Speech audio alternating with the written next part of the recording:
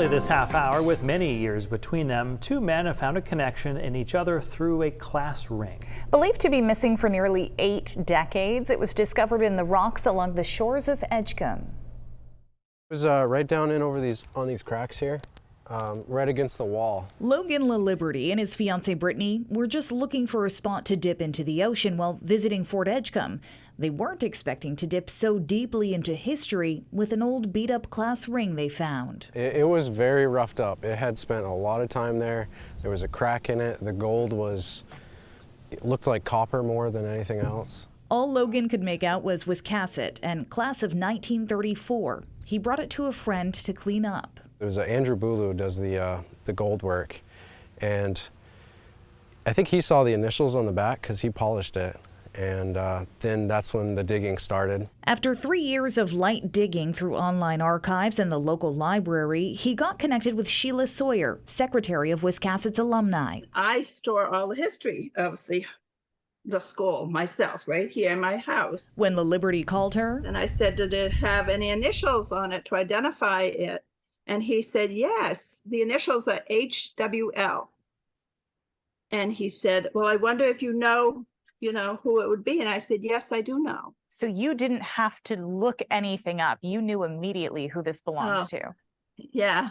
She made a phone call to the owner's son, Walter Leavitt, known to most in the area as Skip. My father never talked about ever having a class ring or ever losing a class ring. Skip believes his father, Harold Walter Leavitt, lost his class ring 79 years ago, shortly after graduation, likely hanging out with his 12 other classmates at Fort Edgecomb, just across the bridge from what, at the time, would have been Wiscasset Academy. Well, the first thing I had to do was pinch myself, because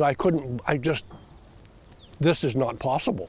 I mean, of all the people that graduated from Wiscasset High School in all the years, to find my father's ring is just like, this is just really radical. Skip met with Logan to get the ring back, and the two connected over the history of the ring and the man who wore it, even if only for a few weeks 79 years ago. Just to know, just to kind of understand the energy of the ring that I was wearing.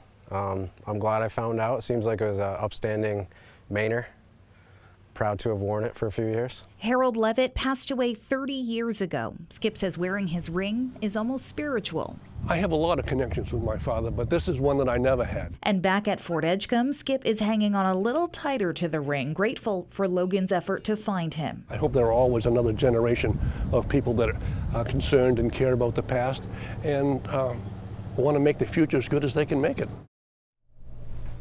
And he says he's not going to wear the ring much longer. He doesn't want to wear it out. He wants to pass it down to his son. That I like.